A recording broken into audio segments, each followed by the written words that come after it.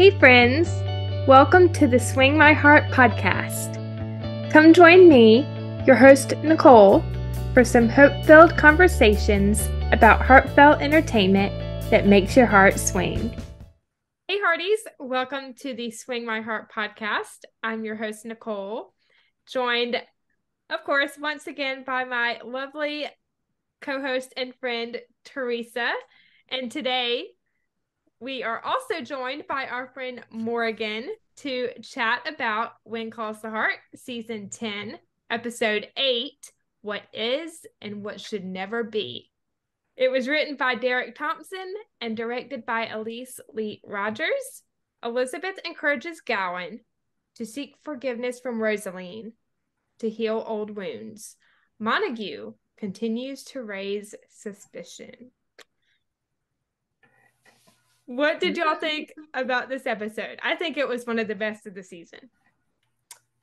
I think it was, it actually knocked my favorite episode out of the top spot. I liked this one a lot. Very good. Yeah. Lots of good scenes, lots of really good character moments, beautiful cinematography, also some very pivotal scenes in there we'll talk about later, but yeah. Yes.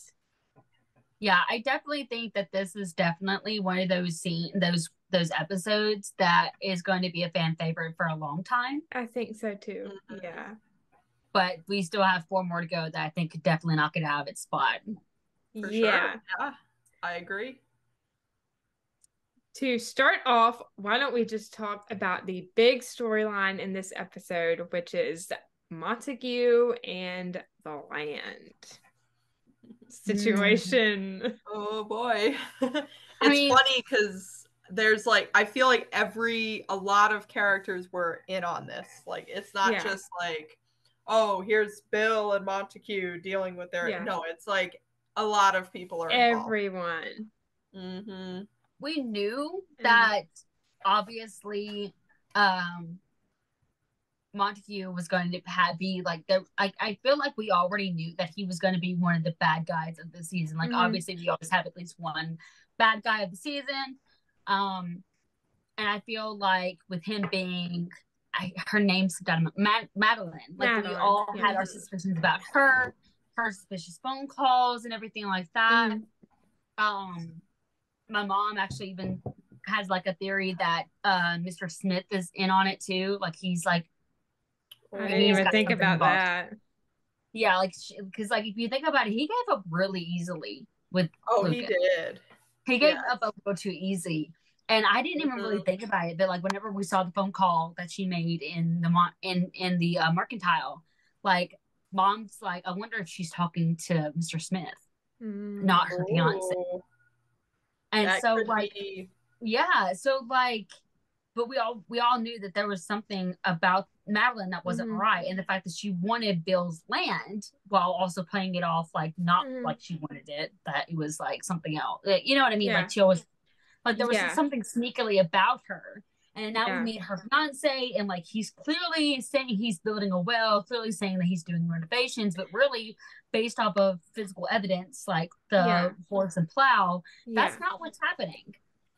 Yeah. And of course, you know, you've got more than just Bill. In fact, I feel like Bill is not really getting himself into it that much. No, it's almost like he's just like, you know what, I gave her the land. I don't care what she does with it. I was actually surprised by how little Bill was actually in this episode, considering that it's his like situation. Yeah, it's his land. I was surprised. He held on to that land for years. Yeah, like, you know, it was like he even at one point wasn't like, I think Nathan at one point was even going to buy it, and like even Nathan was shocked that he sold it. Like everybody was like, oh my gosh, he sold his land, like in her, like he sold it to her of all people. And like, you know, it was you know, and obviously like I will say what's gotten me kind of excited is the fact that Elizabeth is getting back into like want to investigate things for herself. We obviously haven't seen that in a few seasons, so I'm kind of excited for her to like, you know. I do find it interesting how when she met Montague, she mentioned Jamie, and Bernard is like, He doesn't seem to be familiar with him. Yeah. I think the fiance thing is fake. Yeah, I feel like it's a cover. I think so too. A part of me kind of feels like it's almost kind of like similar to May's story, where she's paying off a debt. Yes. Kind of situation. I think so too. I think it's very similar. I did think it was interesting how Elizabeth is kind of tipped off by Montague, not because he's Madeline's fiance or whatever. It's because of Jamie's involvement, which that's the way Elizabeth works. When she goes into investigative mode and wants to find out what's going on, it's usually involving one of her students. And I think I've seen a lot of comments saying like, oh, she's being too nosy or whatever. I'm like, no, if this guy is actually Madeline's fiance and he doesn't know anything about Jamie, that's concerning. Yeah. And if he's not Madeline's fiance, that's just sketchy altogether. But if he's Madeline's fiance and he doesn't know anything about Jamie, that's a problem. That's a red flag. That's concerning because, like, as someone's fiance, you, like, for instance, Lucas, and like she would compare it to Lucas and Little Jack. Like, that's my fiance. He has a relationship with Little Jack. He knows who Little Jack is. He knows, like, his favorite toy, his favorite food, you know what I mean? Like, he knows who Little Jack is. But with Montague, it was like he didn't know him at all. Like, the name Jamie did not ring any bells. Like, for that to even, because, like, if Montague was actually Madeline's fiance, he would at least know who Jamie was. Yeah, he would at least, you know, kind of get tipped off by the name Jamie. Yeah, he still doesn't wouldn't know Jamie. He still wouldn't maybe have a relationship with Jamie or have any kind of connection with Jamie as far as not other than being like his mom's fiance. But he wasn't even giving that kind of vibe as if he'd never heard Jamie ever. He didn't even know Jamie's school. Yeah. Yeah. Which so I feel like as a fiance, once again, I said if he's the fiance, that's concerning. If he's not, that's even more concerning because then Bill obviously sold his land not to a future family, but to a corporation. Yeah. That is hiding the fact. Let's just talk about those scenes with Lucas and Elizabeth regarding this whole situation. The first one, it's outside the saloon, and it's when he says, I think you're searching for trouble. You're loyal to Bill, and so am I, but that doesn't mean we're dealing with anything other than a widow who isn't public about her private affairs. I feel like this is going to come back up as an issue between the two of them in the next couple of episodes. It kind of like I get, like, in Lucas's defense, we have not seen Elizabeth get nosy. No. Like, not this, like, not in this degree. Like, because of her having Little Jack now, she doesn't really sink herself into things like she used to before. Because obviously she knows she can't be putting herself in certain dangers anymore with that. And she doesn't, obviously Little Jack doesn't have Jack anymore, like never had Jack. So it was like she doesn't want Jack to go on without any of his parents, without either one of his parents. So like I've always been like, okay, that's, you know, that's exactly, like, that's obviously a good thing, like this she's doing. But now it's like this is something that in her mind, like, this is troubling for her because of Jamie. It's like you said, Theresa, like whenever a child is involved, it's like that kicks Elizabeth in high gear. She does not want that kind of situation that could have caused problems for a child. And so I feel like that's really the big reason why this is something that is triggering her. Yeah. And I understand, I totally understand Lucas not, you know, wanting her to get in danger. Yeah. Not wanting his customers to get interrogated. That's totally understandable. But the thing is that was Lucas there when she asked about Jamie? Yes.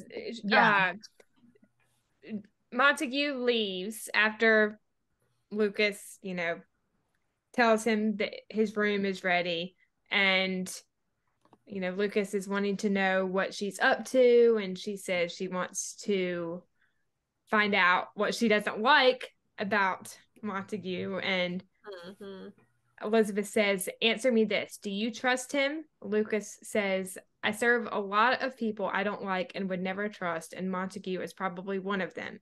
But in general, I've learned it's better to keep your enemies close. Really, I think you'd want to keep them much further away. I have to agree with Elizabeth there.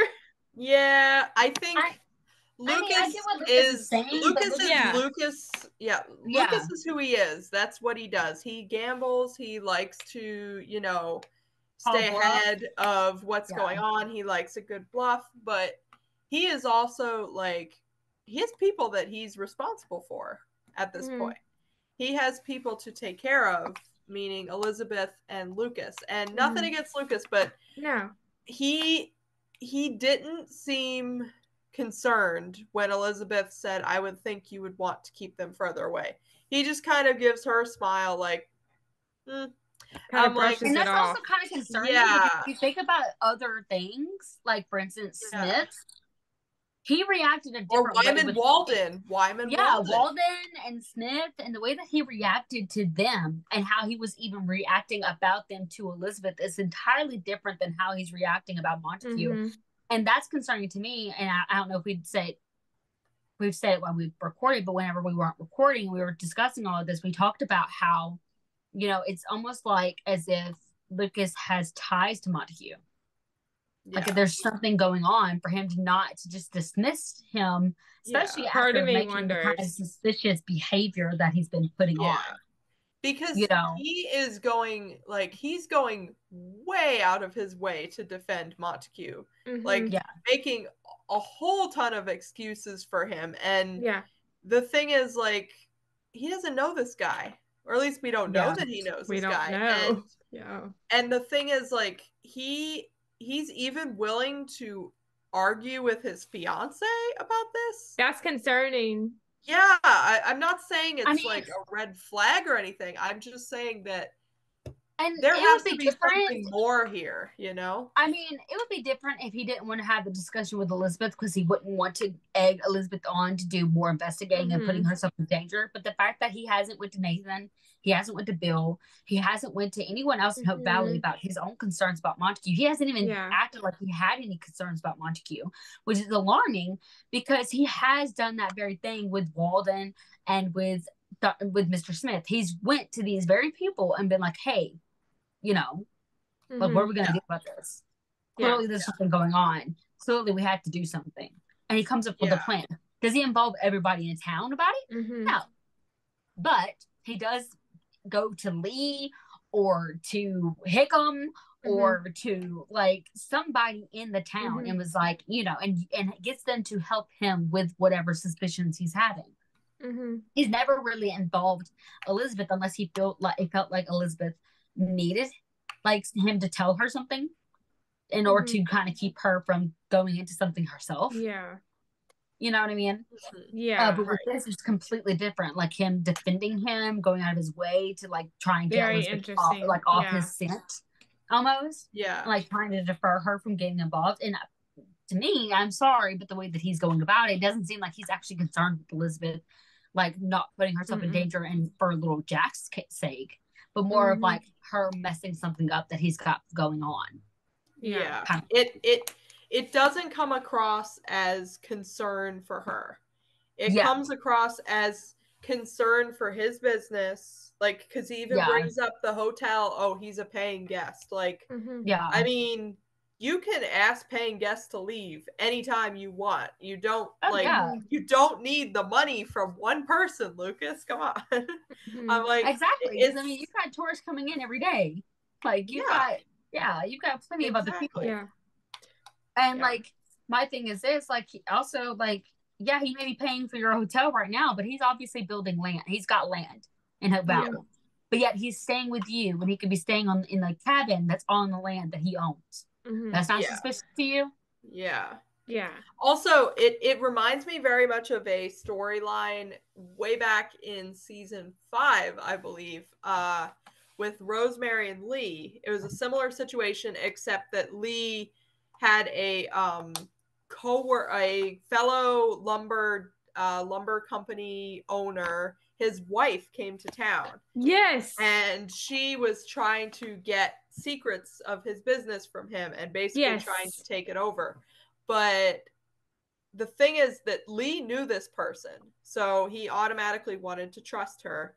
But Rosemary had a suspicion. Rosemary was not like okay with it. She sensed something was off. And in the end, she turned out to be right. Yeah. So I would say that Lucas is probably better off trusting Elizabeth's intuition than not. Because most times when your gut is telling you like that something is off, 90% of the time it's right. So I would trust Elizabeth on this, and he's not really doing that, and that's a little concerning. He should, unless somehow they're involved in business together. I don't know. Yeah. I'm not going to make that assumption about Lucas, but yeah, I don't know. Okay, well, if they are, my thing is this: why is he hiding that from Elizabeth? They're supposed to be getting married. Mm-hmm. They're supposed to be building a life together. Exactly. Okay, once they are married, I can maybe understand some of his business still being his own business right now because they're just engaged. But once they get married, I know, especially back in those days, they did not trust everything with women because back in those days, women didn't really have a lot of rights. But like that's not really been how Hope Valley has worked. Mm-mm. Yeah, Hope Valley's never worked. I feel like once they got married. Right, exactly. I mean, for crying out loud, Rosemary and Lee are in business together. Rosemary knows everything about Lee's Rosemary has come to work with him and made deals with big companies for him. Literally, she is involved. Yeah. So my thing, if Lucas is not trusting Elizabeth now with business deals and who those business deals are involved with, then he don't need to be getting married to her. If he does not trust her and also of course, like if he's dealing with business that he doesn't feel like he needs to share with Elizabeth, he doesn't need to be in that kind of business in the first place. Yeah, exactly. So like that's just there's really no there's really no good explanation really of like or good justification for what's going on right now. It's like either Lucas is just completely dismissing Elizabeth's concerns, and that's not good. Not just about a grown man, but also about the child that is involved, or he has a business deal that he's not telling her about. Both are not good possibilities, and I think that's going to come up later. I think it's an issue. Possibly. Yeah, and I think what's crazy is like the people are getting upset with Elizabeth for going to Nathan about Montague and her own concerns. Well, here's the thing: if Lucas is not going to listen to her, she has to go to somebody else to talk to. And who better than the Mountie, who already has his own concerns? Yeah, and thankfully has a gun. Yeah, let's just talk about that because we see before this particular scene, Nathan has a conversation with Jed Campbell, Laura's dad, and Jed mentions how he noticed there were loud noises coming from the land. There were lanterns all over the place. So Nathan goes and checks it out, and he's talking to Montague, and Montague claims he wants to have everything ready for Madeline, and there is a well being put in. Mm-hmm. And of course, Nathan, knowing the land, been on the land, and knows everything about the land, he of course calls him out and was like, but Bill had one put in years ago, but it's gone dry. All of a sudden it's gone dry. When before they moved on, I'm pretty sure Bill would have known if that well had gone dry or not. Yeah, exactly. And also, of course, later on in the episode, Elizabeth sees them. This whenever she has her own interaction with the people on the land and everything. Yeah, she notices a horse and plow. You don't need a horse and a plow in order to get a well opened. That's literally the opposite thing you need. Yeah, exactly. Yeah. So clearly, both of them get their alarms are ringing. They're like, "This is not right." Yeah. You know, obviously Elizabeth doesn't know that Nathan had already had his own interaction with the situation. Nathan doesn't know that Elizabeth does until Elizabeth comes to him. And Nathan's having is totally taking in what she's saying. And she flat out tells him, like, I'm going to figure out what's going on. I love that scene when she comes in and they're talking and he says, what is Montague up to? And she's like, I don't know, but I intend to find out. That reminded me so much of old Jack and Elizabeth working together. Yes, she would totally say that. Yes, oh yeah, in the earlier seasons for sure. Oh yeah, I mean, even though like I'm sure Jack wasn't always thrilled of having Elizabeth want to be a part of investigations and getting herself into trouble and everything like that, obviously. And I don't think that Nathan is exactly thrilled either. But I think they both have an understanding that Elizabeth is going to do what Elizabeth wants to do. Either you're going to be right there by her side doing it, or else she's going to do it behind your back. Yeah. And I think they both understand that. And they're both like, you know what? I would rather you be right by me so I can at least protect you than you to go off on your own where I don't realize you're doing it. And then you end up getting hurt because I wasn't involved. So, like, I'm just going to go ahead and cut out the middleman and be, like, right there by your side. Yeah. I do kind of feel bad for Bill in this situation, especially in the scene with Henry in the saloon. He says it'd be easier if she just left town and didn't come back. And Henry says, everyone says he's a real nice fella. Bill, maybe too nice. I have to agree with that. Yeah. I mean, if anybody... It's interesting to me because a lot of... we've had a lot of situations where things haven't worked out for characters in relationships, you know, Bill and Madeline, Nathan and May, Nathan and Elizabeth, you know, Faith and Carson. And a common theme in a lot of them is that they still have to see these people every day, except for Faith, because she got lucky because he moved away right after they broke up. But it's very interesting that someone's actually saying it out loud, like Bill is verbalizing that of like, I wish we didn't have to see each other every day. And I'm sure that that's something that anyone who's been through that kind of, you know, situation, they don't want to have to see the person every day, which is what makes it so hard. And I think that's why Bill is having a hard time with it, because he knows that that's what's going to be happening for him. Yeah. I mean, like, my thing is this, like, and I my thing with that is like, it's probably even worse because like he sold her his land. Yeah. She's not just living in Hope Valley, she's living on his property that was his for years. That was, you know what I mean? Like, that's got to put even more salt on the wound. As well. And I mean, and another thing is that, you know, like, we all know that Bill lost his son at a pretty early age. And we feel like that's one of the things that caused him to get so attached to Jamie so quickly, is because like, you know, much like how it was with him and Jack, like, you know, Bill was almost like a father figure for Jack. He kind of felt like he was kind of getting himself back into being able to be a father figure to a young man, like he was to his son Jack. Because I think we all know, like, the dynamic between Nathan and Jack is not a father-son; it's more of like a brother situation. Yeah, it's like much more friend situation. Yeah, it's much I feel more like especially this year, you can really see more of their friendship as opposed to father-son, because father-son, like, the son does not give the father relationship advice, and you know, Nathan is doing that for Bill, so they're much more friends than father-son, I would say. Agreed. I think another person that might be too nice that we are going to meet this week is Governor Bixby Balfour. Oh boy. Fun fact, Governor Bixby Balfour is actually a real historical figure. Wow. I don't think they're using him in the same context in this particular adaptation, but he is a very prominent figure in Canadian history. Wow, that's pretty cool. Yeah, I came upon that by accident one day. I was like, wait, what? He's real? Oh my goodness. Okay. Well, they could actually do it in that context, but you never know. They could, yeah. I forget exactly what his impact was on Canada. I would need to look at that again.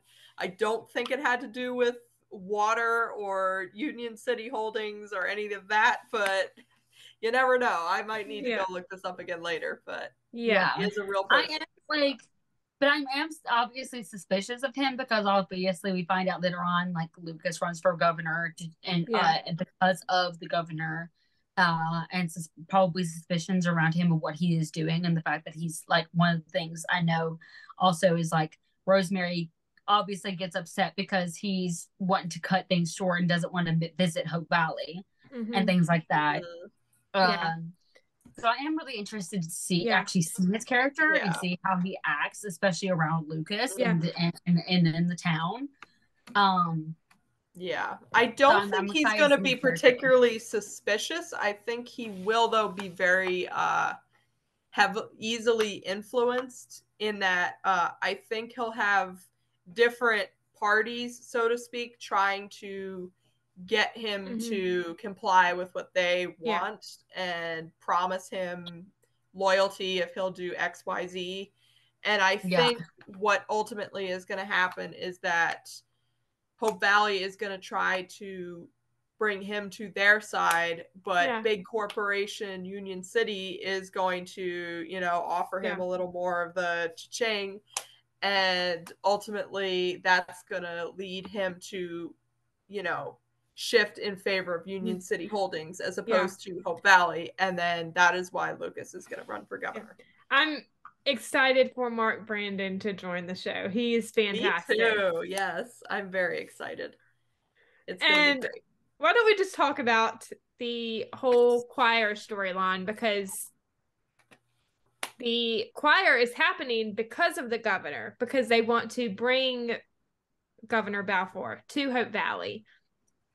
We have Lee and Rosemary in the Mercantile with Minnie, Ned, and Florence, and they're talking about how Hope Valley has basically been snubbed from the campaign trail for the past couple years in favor of Buxton. And Rosemary believes they should give Balfour a reception. This line made me laugh when Rosemary says, "I can see it now, a ticker tape parade, a bandstand where the governor addresses the crowd, confetti, balloons," and then Florence is like, "and doves." Yes. And Rosemary's like, "Let's not get carried away, Florence." Says the woman who wanted doves for her wedding day. Yes. Yes. And wanted her husband to build an entire theater for her. Yes. Yep. And Lee suggests Fiona try to figure out a way to broadcast a visit over the radio. And Minnie mentions the music, which is where the choir comes in. Once again, I am loving that, they're bringing at least something for Fiona to do, but that girl needs something more than to do with that radio, because it feels like she's taking a step back into her role of being like over like telephones and stuff like that. Yeah. And I thought we've already kind of went past that part of herself, and she's now a business owner. Like, not saying she has to give up on those things. Like, obviously, that's what kind of helps her. And if maybe it's something new for her to do, then great. But, like, I want something more for Fiona. I love that she got used for that. But I really do hope that she does something more. Hopefully, at least, if not in this season, in season 11. Yeah. I think Fiona deserves a really good, not just, like, business-oriented, Fiona comes in, fixes the problem type storyline, but actually something personal, like, about her, maybe her family, maybe she finds romance finally, maybe she, just like a friendship. I would love for her family to come in, and I would love maybe their family kind of like brings in like some things that we don't know about her, especially because like even better, I would love for her ex-fiance to come back. That's what I was just gonna say. Like, I want like something. I feel like we never got to hear exactly what happened with her fiance. So I would love to know more about that. I feel like they kind of just brushed that off a little bit too quickly. Yeah. Yes. Yeah. One thing that I'm loving about the choir is like, obviously we're getting to hear some new voices. Like, we're getting to see Amanda Wong sing. We're obviously getting to see Ben as Hickam singing, and just different ones that you really didn't think had a voice, but they do. Also, like, I love that the scene Rosemary tried to get Nathan to join the choir. Yes.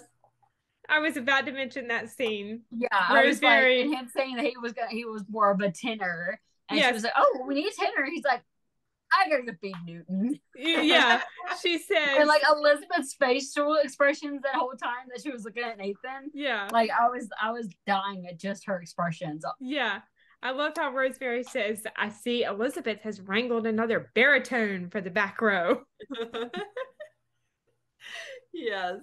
Anyone who knows, who has heard Kevin sing knows that he's got a little bit more of a higher voice. Yeah. So when she said that, I'm like, I don't think so.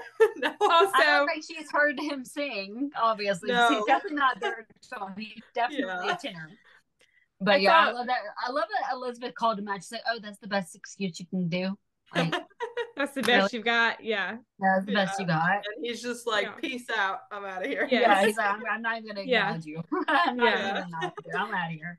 I love when Rosemary is talking to Elizabeth about the choir, and she believes she strained her vocal cords in labor. Elizabeth mentions how she heard the singing to Goldie and compliments her voice. And Elizabeth says, "Besides, even if we are a bit rusty, this choir isn't about perfection. It's about bringing people together." Oh, Elizabeth, rusty is for nails, not choirs. Yes. I heard that line. I'm just like, that's very Rosemary. That's very Rosemary. Oh my goodness. Yes. And then Henry, he's like, "Oh, you're serious." Yeah. It's always so weird to me to actually see Henry like laugh, because we never see that. I'm like, whoa. Yeah. Like I've seen Martin laugh, but I've never, like, you never see Henry laugh. Like, yeah. Right. And I like how Elizabeth says, "Well, if you change your mind, you know where to find me." And he's like, "Over there." Yes. As he points to the tree.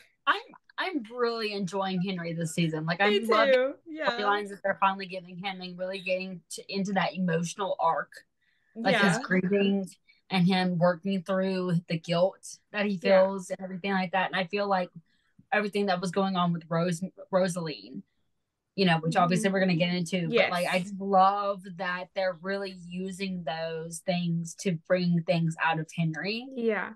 I love that too. Yeah. Martin he's a lot more open about what's going on, but also like we see him showing different emotions as opposed to just like pain and like, you know, grumpy. Misery. It's like we see other emotions, which is very, very cool. Martin is fantastic. He really is. I would love love for him to do more things, which I know he has children and grandchildren now. So it's like, I get that he's also like very family. You could tell he's very much loves being with his family more than anything. And that's what's so good about him being on When Calls the Heart, is that he's able to do those and even have his children with him on set and things like that. So that's really awesome. I would love to see I know he's in Rivendell, but I would love to see him in some kind of like more intense setting than just like Hope Valley. Like, he would be so good. Like, he honestly, is good as it is. Really use him that much if you think about it. Like in the first season, I think he was used obviously like the first and second season, and somewhat of the rest. Like, he kind of popped himself after the first and second season. He only kind of popped in every once in a while. Yeah, in season 7, which just had its finale very recently, if that was the last season, but it's the last season. Yeah, they brought him back. Question. How was the finale? I know you talked to me a little bit about it, Nicole. I'm trying to remember what happened. I haven't watched it. You don't remember what happened? It was pretty good, but it didn't really end where I thought it would. Okay, so basically, we would definitely need to talk about it off camera. Yeah. Okay. But he was brought back as the sheriff. Was in the finale. Yeah. He for was season in the 7. Oh, okay. Okay. He was in the finale. I will say that. Yeah. But like, obviously going back to like the choir and everything, obviously we see that they're using the choir to introduce a possible new couple that's forming on Cross the Yes. Heart. And can we just talk about that first rehearsal? Awkward. Rosemary. I feel like that was so unique that they did that, because I feel like if they would have just automatically started out with the choir being so perfect and so like angelic, it was realistic. Yeah, it was very realistic. Yeah, and I'm not gonna lie, they actually did not sound that bad. No, they didn't. I have been in some really bad choirs in my day, and they did not sound that bad even in their first rehearsal. Like, Rosemary's like got this look of horror on her face. She's like, "What? We can't show the governor this." I'm like, "Girl, I've seen some really bad choirs in my day." That dialogue when she says, "The governor could be here any time now. At this rate, we'd be better off getting 3 mules and a sheep to entertain him. Elizabeth, we're not that bad." My dad even laughed at that. Yeah. My dad just rolled his eyes. Yeah. I mean, my thing with, I feel like that's true. Just Rosemary's character being a perfectionist about music. Yeah. And about the arts and everything like that. Like, I feel like that's just classic Rosemary. But no, I agree. They definitely weren't horrible. No. And then I feel like a lot of it was not necessarily that they were singing horribly. They just weren't like being confident. They weren't lined up. They weren't being confident. Like, you could tell like the biggest person who wasn't really that confident was being May, which is part of the storyline. Right. Of her not being confident in her voice. She's had 2 storylines this season about lack of confidence, and I feel like her and Hickam are going to be really cute together, because sometimes Hickam has a little too much confidence, where he'll do things and then he'll be like, "Oh, maybe I took on too much," or whatever. But it's like, I think they'll complement each other, because she's very like not confident in herself, and I think that comes with dealing with a narcissist like Jeffrey. It leaves you very like unsure of yourself when you're dealing with someone like that. So I think Hickam is exactly what she needs right now. Someone who's just very supportive, very kind, not a single atom of narcissism in that guy's character. Yeah, like, agreed. I mean, you really could not pair her up with someone any better than Hickam, with her being that kind of state of mind and not being confident. Even with Nathan, I love Nathan, but even Nathan has like his lack of confidence in certain situations. Not near. I just feel like Nathan and May, because they both have some self-doubt, and Nathan's self-doubt is really coming to the forefront a little more this season. I just feel like they wouldn't actually like grow, because they'd both be doubting themselves a lot in the relationship. Whereas like Hickam is like, Hickam's very comfortable in his own skin. Like, I think that's going to be really sweet. I feel like one of the things that helped Nathan and May bond was that they both went through something pretty traumatic. Both of them did. Obviously different types of trauma, but they did go through something that was traumatic. That was the cause of their lack of confidence. Like, the reason why you saw, like, for this, like, you know, Allie even talked about how before the Fort Clay situation, he was very confident. Like, he was totally different than what he is now. And like, I think we're finally starting to see Nathan kind of come out of that. Because Nathan is like, he's joking all the time this season, which gosh, of that like funny. That was the only thing that I really loved about season 9, was the jokes that he, like, the little jabs that he would make to Elizabeth and Lucas. Like his confidence kind of coming out with that kind of stuff. I was gonna ask if y'all were in a choir ever. I am. I currently am with my church. Oh, that's cool. That's awesome. Yeah, like, I was in like that's why 4 as a kid. That's one of the reasons why I didn't know if I was actually gonna be able to record tonight, because we usually have choir practices on Thursday. Yeah. Nice. I was in a school choir. In middle school. I wish we had had music class. I feel like that would be so much fun. It was a lot of fun. And then I tried out for what they called the Red Choir at Ashley Hall, which is the all-girls school I went to up until 9th grade, or up until after 9th grade. That's basically like the high school choir. I tried out or auditioned and I did not make it. Oh my gosh. Oh no. Aww. Oh well. It's okay. Aww. I just can't sing, so if I'm in a choir, I'm just like that background person. It's not my strong point, but when I was in the choir, it was part of my music class in middle school, and we got to do some really fun things. Like we got to participate in the annual Christmas play that the school puts on every year at this beautiful church in downtown Charleston. Oh, nice. That's fun. Yeah, it was a good time. Yeah. Yeah. I mean, I'm not doing any solos at my current choir. Yeah. I have before at a previous church I was going to. But yeah, I'm mainly just keeping myself in the choir part where you can't just hear just me. Yeah. Yeah. And I love the scene with Mike and May at the soda fountain when he encourages her. That was very sweet. It was, yes. That was very sweet. He says, very hiccup of him. Believe that your voice is beautiful because I do. Oh, so cute.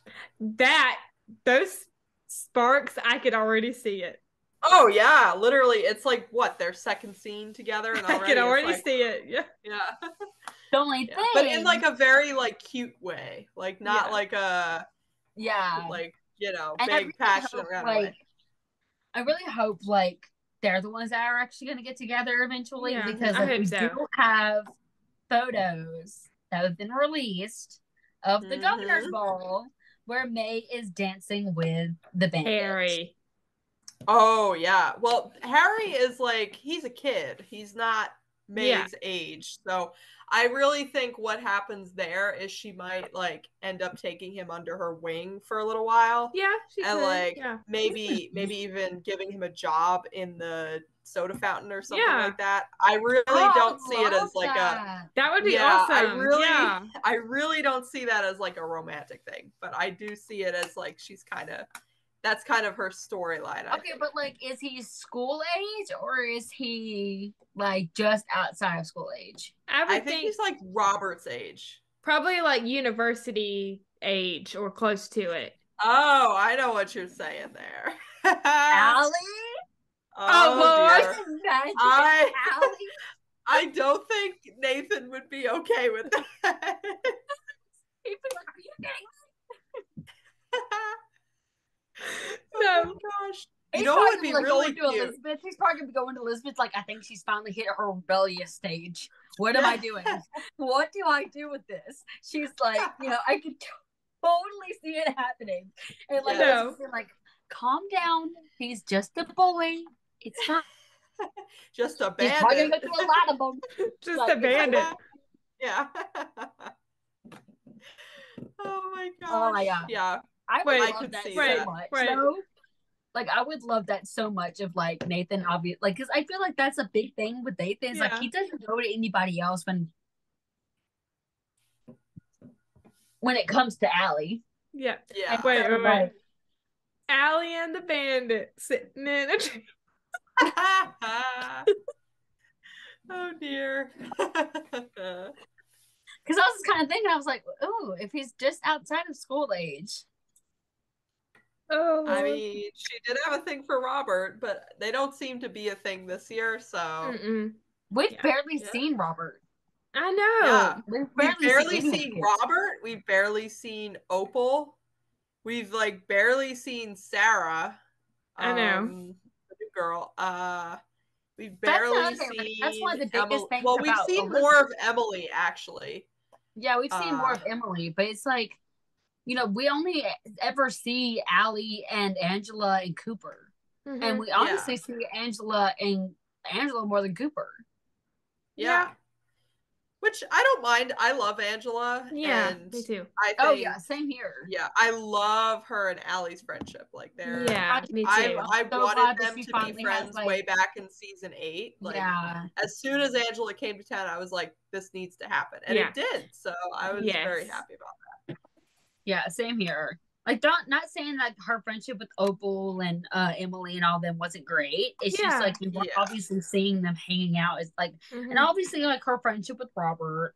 Yeah, but like I don't know, there's just something really special about her friendship with Angela that I really love. Yeah, I think one of my favorite scenes of the night is Minnie leading the choir to "All Through the Night." Oh, beautiful. It was such a, like they did such an amazing job, and like obviously Hickam and May's duet was really great. That is a Hope Valley that I love. That right there. For sure. Yes. I definitely feel like we're starting to really get back to like how things were before Jack I agree. died. Yeah. And it's feeling very much like season 6, season, you know, at most. Yeah. At the earliest. We'll talk a little bit more about some of the things that happened during that performance in just a little bit, but beautiful moment. Why don't we talk about Lee and the sawmill?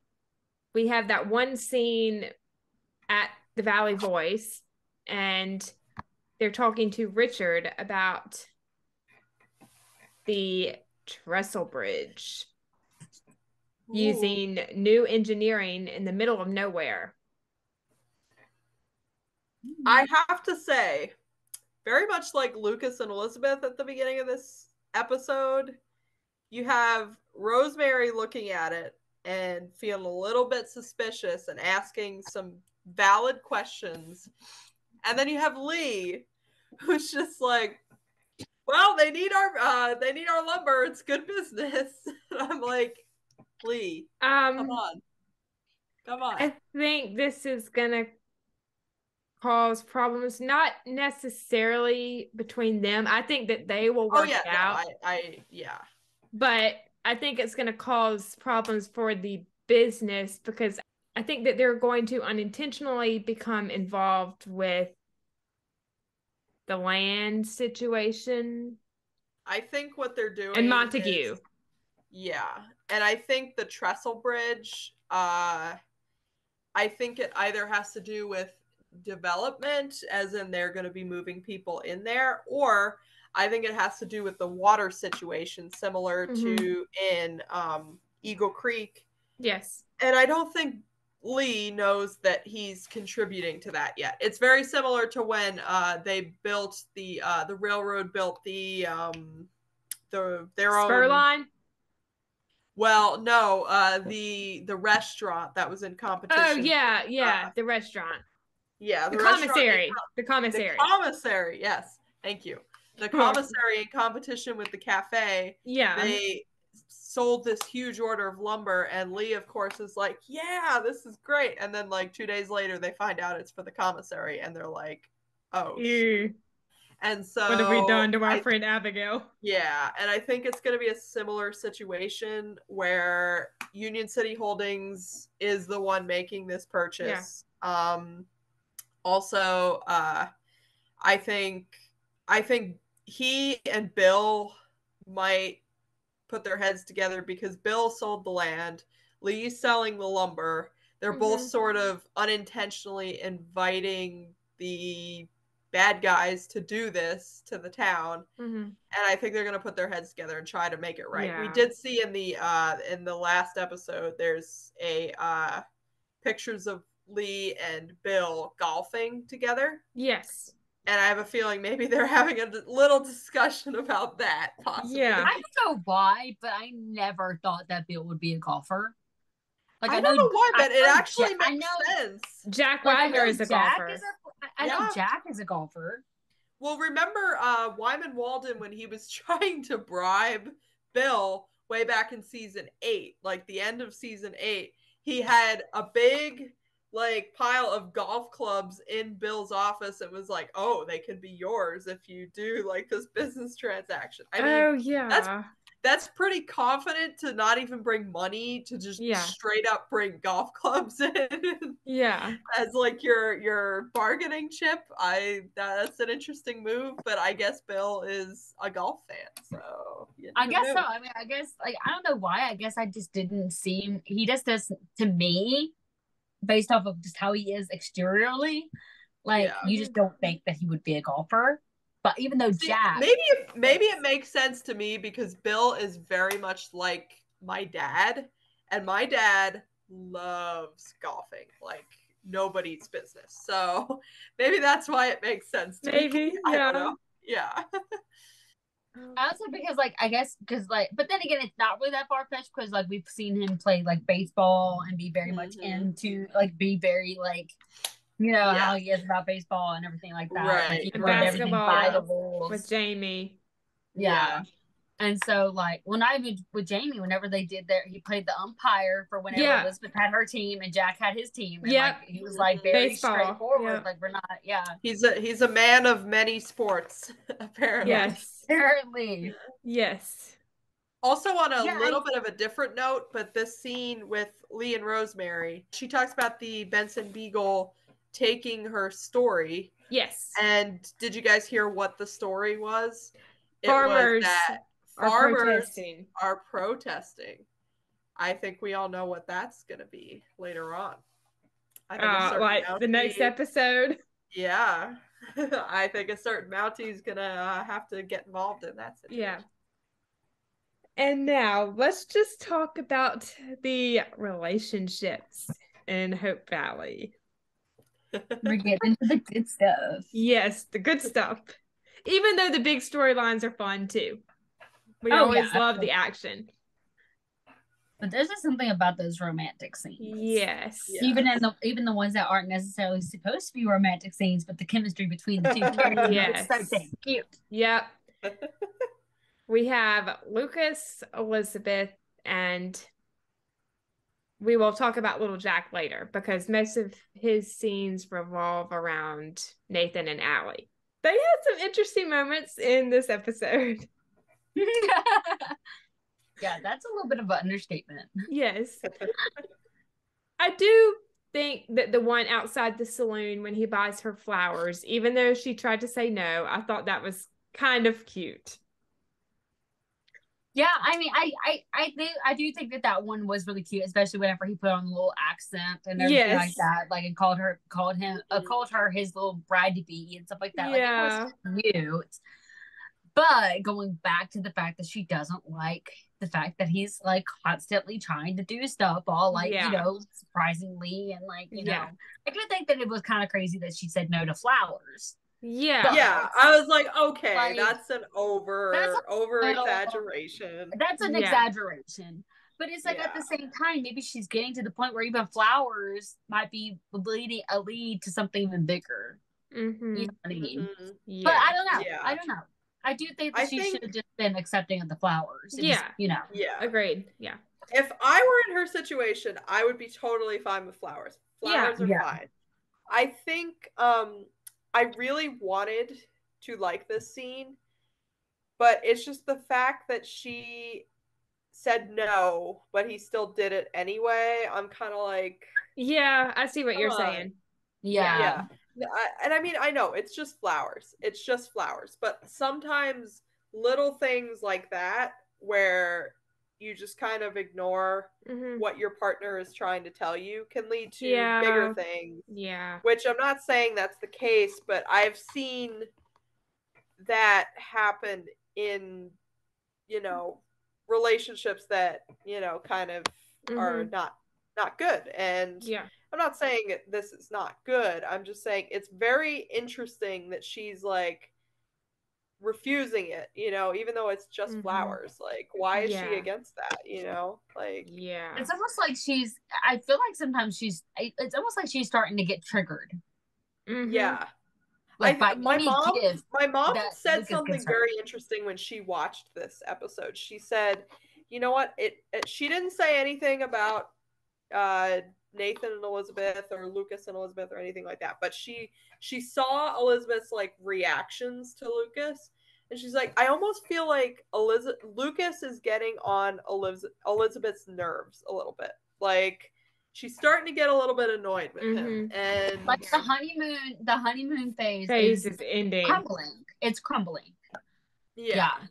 And that doesn't necessarily mean that the relationship is crumbling. It's just that either they need to have some serious conversations and make some serious changes, or this is just going to keep going into marriage until every little thing is, even little things like flowers are going to be an annoyance. To be talked about.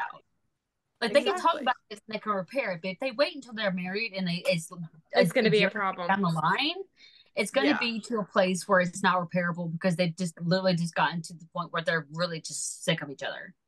Yeah. And they don't even want to try. And if she's getting sick of him now, they're still just engaged. They're not married. Yeah, they're not even married. That's not even his wife yet. And like, I can only imagine how he would be with her knowing that that's his wife. You know what I mean? And like, what, I don't know, was it in this episode or was it last episode where she apologizes for being, like, if she's being sour? It's in the middle. It was this one. It's this one. Okay, it's in the bridge scene, which we can talk about that. Yeah. Okay. But like, her even kind of admitting that she might be coming off sour. It's like she's even aware of herself and how she's been reacting to him. Yeah. And but we haven't necessarily seen that being fixed either. Yeah. And it's like she's being aware of it, but it's like it's not being resolved despite her awareness. And that bridge scene. Yeah.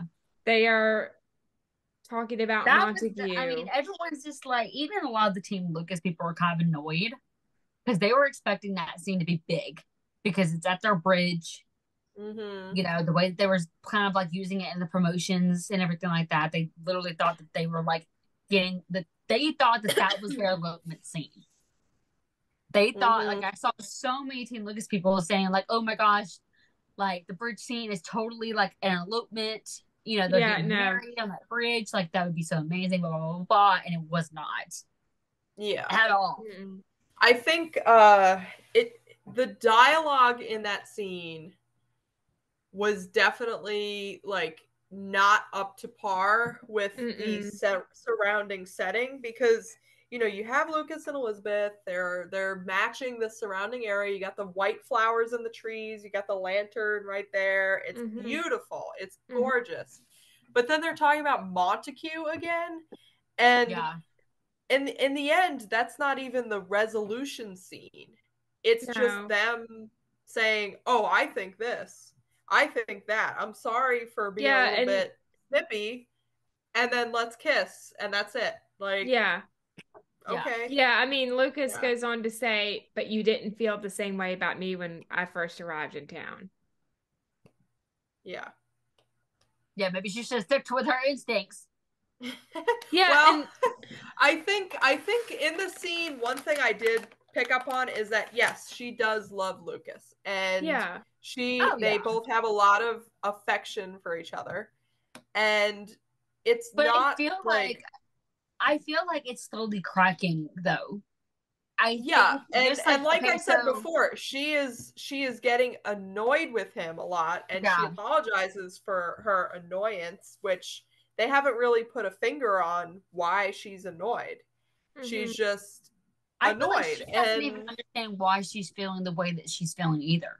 Yeah, I think she's feeling a lot emotionally, and of course, you know, a lot of people are trying to make it sound like it's because she's still grieving Jack, and that she's still grappling with all these new milestones that she's doing in her life, and Jack is not there.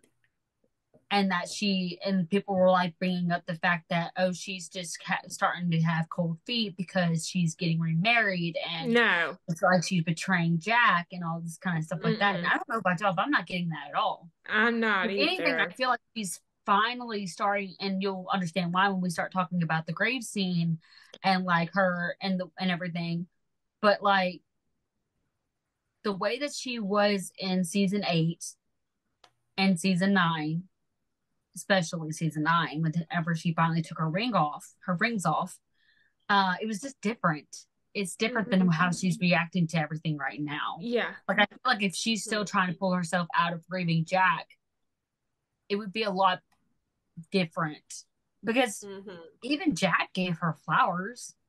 Even Jack did romantic things. Like, sure, they probably weren't always as, like, big and extravagant as Lucas is, but he still did stuff, you know, to make her smile and to, like, you know, that kind of thing. Yeah.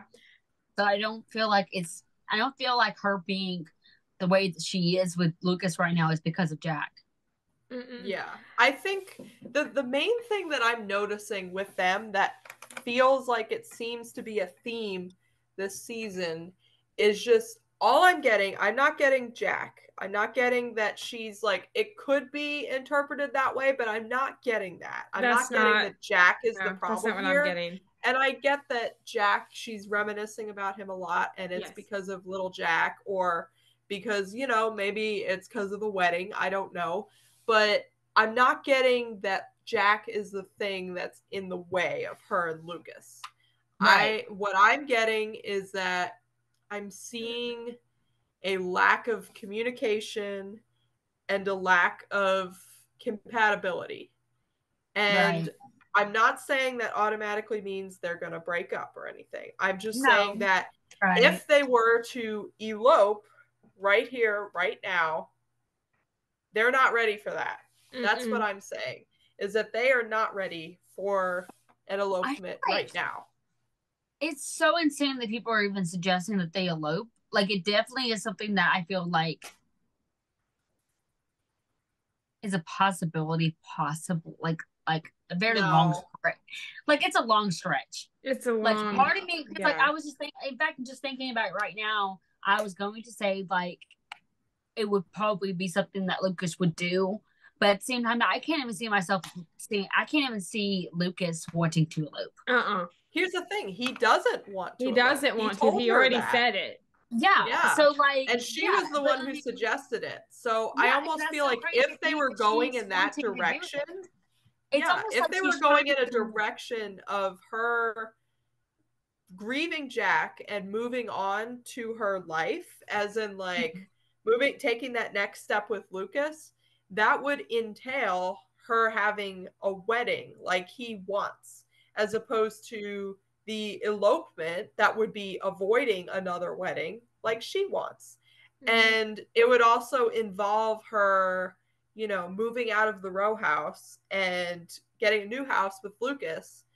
That's not happening. You know that's not happening. So in order for her to physically and mentally be moving on from Jack, if that's the route that they're going, it would entail her actually taking steps towards that. Meaning, oh yeah, instead of this elopement that I want because I don't want to plan all the wedding, we're going to have an actual wedding like you want.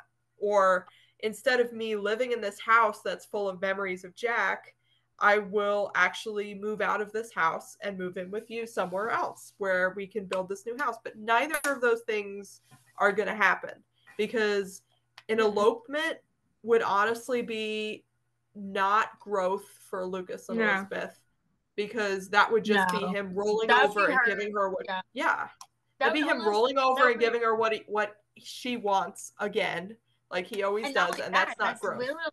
That's literally just her trying to avoid something, like her trying to push something, like, oh, I'm marrying Lucas. Like, I'm making myself, I'm going to make sure that I'm going to marry him, and that nothing else that's going on in my feel, like all the confliction that I'm feeling on the inside is going to matter once I'm married to him. That's not acting that way. Well. Like, my thing is, like, it's almost like like part of her wants to hurry up and get it over with so she can stop feeling all these conflicting feelings on the inside. And then I'm not even getting that, because she doesn't seem like she wants it at all. Yeah. Every time she talks about it, she's just like, you know, like. Well, I mean, the whole point of it, like, elopement coming into her mind, I feel like one of the things is like her just wanting to hurry up and get it over with. It's kind of where for her to suggest an elopement. Yeah, like for a woman, like especially back in those times, for a woman to suggest going into an elopement, I feel like it's usually because they just want to hurry up and get it over with.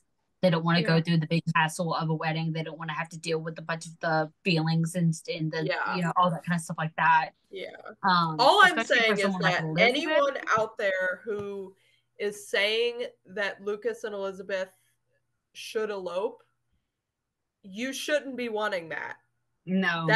That's not what you want, because that means that Elizabeth once again is calling the shots.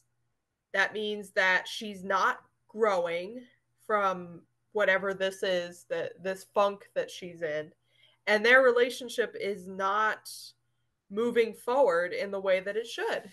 You know, like, you should not be wanting an elopement right now. And why wouldn't they think? I mean, if I was a Tim Lucas person, and it was about Lucas for me, and not just Elizabeth and their relationship as a whole, me as a person, but Lucas, I mean, I understand that a lot of people don't see weddings as something special for the groom. Like, they're just kind of going through it because of the bride, because it would make their bride happy and everything like that. But, like, I feel like that's such a untrue thing. I feel like there's a lot of guys out there that are just as excited about their wedding day as their brides. Yeah. So I feel like, to me, they're them wanting an elopement is cheating Lucas out of something he never got to have. Oh yeah, because she's already had a wedding. It would be his first wedding ever. Yeah, exactly. And me, I would want him to be able to know what it's like to have a wedding, to be able to see Elizabeth for the first time in her wedding gown. And, you know, all of that.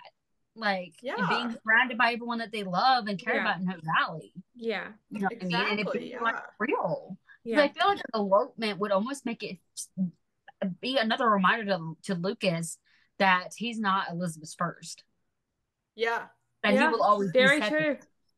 Yeah. That he will always be second.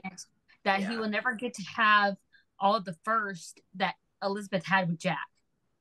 Because it won't be kids first. Like, for instance, like, whenever they have a child, that won't be his first. Like, it'll be his first kid, but it won't be Elizabeth's first kid. That's very true. So, I mean, I don't know. I feel like that's just going to be another reminder to Lucas, like, that's not his first. Thing. Exactly. I just feel like there's some, like, just like if the tables were turned and he had been married, Elizabeth was the one that's never been married or whatever. Obviously, she would want to be the, like, you know, she would want to have a wedding. She would want to be, you know. So, I mean, and that's kind of another thing about Nathan. You know, he's had Allie since she was 4 months old. Well, actually, Nathan took Allie in when she was 4 years old, not months. Oh, 4 years old. Oh, okay. So, imagine little Jack right now. Yeah. That would be Allie. That would be Allie. Yeah. Nathan raising Allie that age would be that, which is almost harder because toddler years are insane. And well, it's like, even like, okay, little Jack is asking questions about Jack. Yeah. So that would mean that around that time, Allie would be asking questions about her mom to Nathan. And that's why she's able to that's why I feel like that's another reason why Elizabeth and Nathan are so compatible with each other, is that they're going through some things that each other can understand. Yeah. Yeah. You know, because Allie is school age. She's dealt with a lot of kids at Allie's age. She herself was Allie's age at one point as a female. And of course, you know, Nathan's able to help, is able to really help Elizabeth process the grief that little Jack is going to go through. Because, like, it's almost a different kind of grief for a child who never got to know their father. Right. Like, it's almost kind of a different grief. It is considered a grief because you're kind of grieving what could have been. And that there's definitely going to be a point in his life where he's going to be like, you know, missing the fact that he is missing out on being able to have his father, you know, and that kind of thing like that. And I feel like since Nathan already kind of went through that with Allie and her mom, his sister, you know, like, that's kind of like another thing that just kind of helps with them, with their relationship. And I also find it interesting that Elizabeth did not invite Lucas in after their date. Yeah. And there was only a kiss on the hand. Yeah. No kiss goodnight. Yeah. And she did invite him in. Walks in. Who did she find? Nathan. The door. Like, did you guys notice? Like, she didn't even like fully open the door and just kind of walk in. She like literally peeks into her own house. Yeah. And she thinks it's Nathan. She's like, "Oh, Nathan." She walks all the way in. Yeah. Like, she doesn't even just walk I think she door. was expecting Allie and possibly little Jack being asleep or something. Yeah. I don't know. I've babysat a lot of kids in my time, and a lot of parents, they'll do that. They'll like kind of sneak in. So I think that's true. Yeah, she was probably. And that's probably the reason why she didn't invite Lucas in, was to not make a bunch of noise. Maybe. Yeah. Maybe. Well, here's the thing. Lucas said, "Oh, little Jack is definitely going to hear me if I come inside." But then she proceeds to say, "Oh, Nathan, let's drink apple juice and talk right downstairs." It's not like Lucas and Elizabeth can't keep their voices down. Yeah. Okay, before we get to that big scene, why don't we just talk about the last few scenes with Elizabeth? After Nathan leaves, she picks up Jack's hat and she sees the photo. The picture. And I think this was in our group chat, Morgan, from Casey. Shout out if you're listening. The book next to Jack's photo is McGuffey's Third Eclectic Reader. The symbolism is to a Mountie and a teacher. Coincidence? I think not. Wait, what do you mean the symbolism? Like the picture next to the book? Almost like a teacher manual, right? I think it was like a teacher manual. Okay. Yeah, the book was more of like a teacher, like it's definitely a book that would have that helps her with her teaching.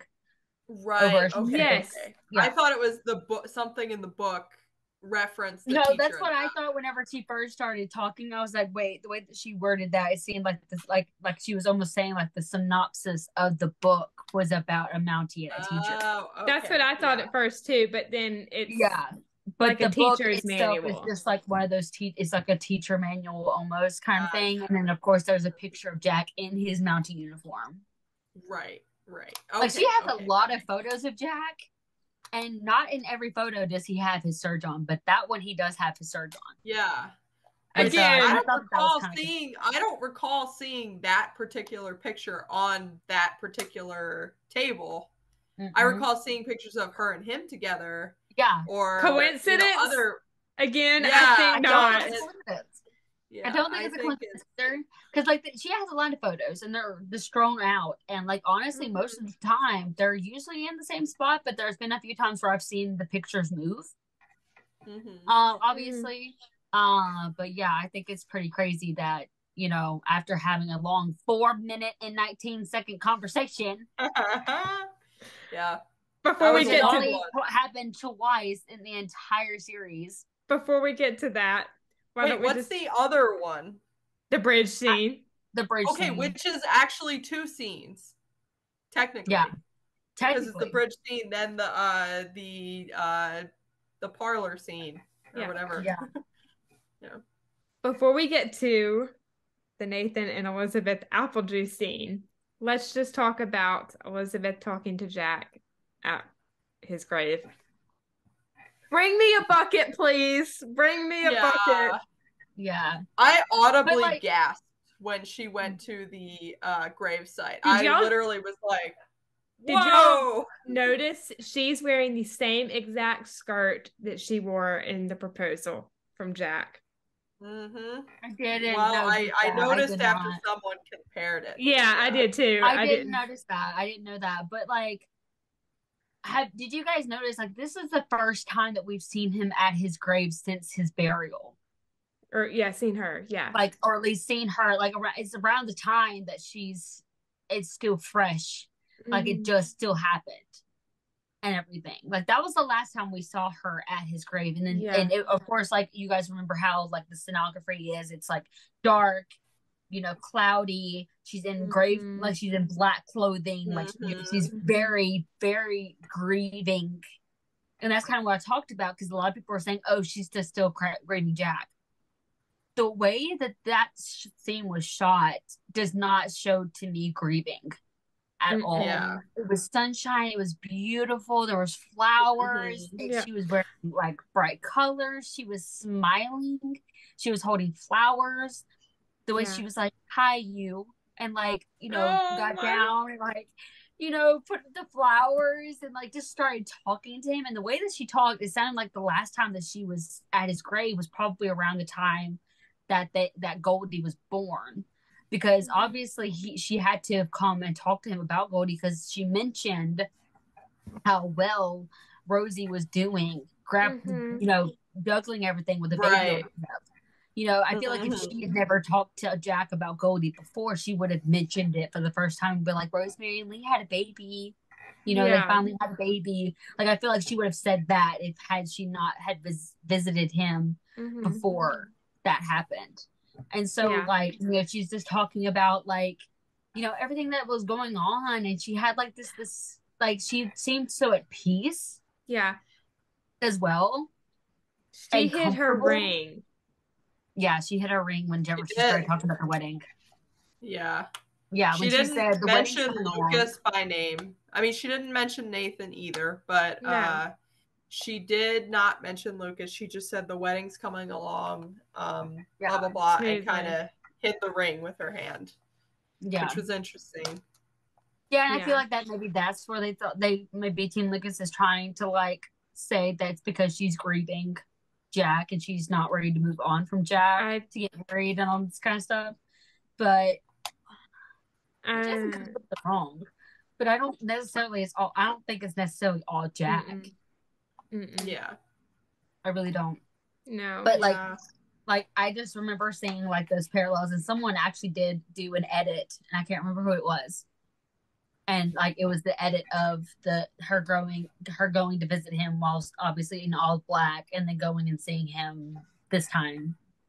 Oh, I think that was actually me. Yeah. Oh yeah, it was. Yeah, that was you. Yeah, that was beautiful. I know that scene has been edited. There's one with the proposal and that scene, and then there's also this scene. And I was actually shocked by the parallels to the funeral scene where she goes to visit, because you have that pan out of the fence, and then it comes up for her profile from behind, and that's exactly how they shot the funeral. Yeah, because literally I was like, oh, I'm going to edit this just for fun. And then I realized that the shots were the same. And I was like, oh, I didn't even notice that when I was watching. That totally was not a coincidence at all. Oh, no. Oh, heck no. And like another thing is like Robin was a part of that season. Mm-hmm. So I kind of feel like maybe that was even part of her. Maybe she had that idea. I'm sure. Yeah. Yeah. Because that was so similar. It's insane. Like edit that you did was totally. It was beautiful. Beautiful. Thank you. Thanks. Like I said, it was an accident because I didn't realize until I watched them side by side. I didn't either. Yeah. Until I knew that there was a parallel there, but then I saw your edit and I was like, wow, that is. Wow, definitely intentional. For sure. Definitely intentional. Because take it. We've literally been through how many seasons, and she's not once visited Jack until now. Mm-hmm. This is literally the first season, like the first time we're seeing her ever visit Jack's grave after he died. Yeah. Mm-hmm. Like that can't be a coincidence that they finally have her come and visit his grave. I mean, she didn't even visit his grave last season whenever she was getting rid of her rings. No. You know what I mean? Yeah. Like, that's insane. Yeah. That's insane. So a lot of people are trying to say, like, oh, when Nathan was leaving her house, she covers Allie up with a blanket, and then she sees Nathan, like, she sees the mountie hat, she picks it up, she holds it close to her, and she kind of does like a long distance look. And people were trying to make that sound like how it was back in season 8, where she was saying like she was seeing Jack. No, I think it's the complete opposite. I think it's the complete opposite. She's seeing Nathan. I think having Nathan and having those conversations with Nathan and having Allie there and everything like that, and then of course looking at the hat, I think it just reminded her how long it'd been since she had been to the grave. I literally just think it just kind of reminded her, hey, you know what? I need to go talk to Jack. I need to go visit Jack. I don't think it had anything to do with her seeing Nathan. Because even Kevin said in an interview that they were finally seeing each other for the first time. Mm-hmm. Yeah, which if they were finally seeing Jack in each other for the first time, like that's not a first time. That's been happening all along, apparently. So it's like the veil is being taken off her eyes. Yeah. You know, and she's finally seeing Nathan as Nathan. Yeah. Mm-hmm. You know what I and mean? Something my mom pointed out when she watched this scene, she's like, in this scene, Nathan was being completely himself. And he wasn't trying to impress her. He wasn't trying to, be fancy or anything like that. He's literally just being himself and being there. And being you can see in the very vulnerable. So, yeah, I mean, his voice even kind of cracked whenever he's like, maybe I'm just not cut out for this. Like, you can see the tears almost in his eyes. Oh, and yeah. I was just like blown away. Yeah. Mm-hmm. Yeah, no, it was a very good scene, and I can see why it's why it would be Erin's favorite scene with Kevin this season. Yeah, she mentioned that in an interview. I can only imagine the stuff that they were doing behind the scenes. Those two are nuts. Yeah. Because I remember like her posting the behind the scenes photos, which that's the only thing I hate about the strike, is that we're not getting any of the behind the scenes photos. The SPS or whatever. But, I want her to like do her sneak peeks and stuff like that. Like, but whenever she put her sneak peeks out of like whenever Nathan came in for their parent teacher conference, and like they were both sitting on the couch and stuff like that and making funny faces, I was like, I missed that. Like, I kind of wonder what they did like, for this episode, this particular scene. Like, I hope she puts it out once the strike's done. Yeah. Like, I hope we get that. I love how they're talking about Allie babysitting, the book selection, and how the questions with little Jack about his dad are going. Yeah, because like I like that's another kind of a nod that like people always kept saying that Nathan wasn't compatible to Elizabeth because he wasn't like how Lucas is about literature and stuff. It's like, did you watch the seasons at all? Like, the dude, like, and is definitely a reader. Talking about good instincts. Nathan says, she really looks up to you, and Elizabeth says, that means the world to me. Basically, they're appearing like they're finishing each other's sentences. Mm-hmm. They're so in tune with one another. I think, and I kind of wish she would have said something, but it's almost like she didn't have to say something whenever Nathan said, maybe I'm not cut out for this love thing. Mm-hmm. Like, maybe I'm not cut out for this, and all, like that kind of thing. Like, and she's like, you're giving up on love? And almost kind of does it, obviously, in a joking manner, because I think she could just feel that that Nathan was kind of, being vulnerable. And it's almost like she didn't want him to be. So she was, like, trying to, like, joke and try and bring, like, that, like, to try and bring out him, like, get him out of the vulnerableness and everything. Because it's almost like she didn't want him to be vulnerable with her. Or, like, not in a rude way, and more in a, like, I can't be like this with him because it's like it's doing something to her, like her heart and everything like that. Like I'm sorry, but I just feel like that whole scene just once again showed like she's battling something on the inside when it comes to Nathan. And the scene really put that to the surface. Because whenever he got kind of emotional and stuff like that, and she kind of joked around, was like, you're giving up on love? And he was like, maybe I should be. And like he jokes back, but then he says it again. He's like, maybe I should be, in a more serious tone. And you could just look on her face that she was really saddened by that. But it's like she didn't know what to say to him. I thought it was very interesting that she didn't say anything to him. It was almost like she didn't know what to say. Yeah. Because it's like how it's like she didn't know how to encourage him.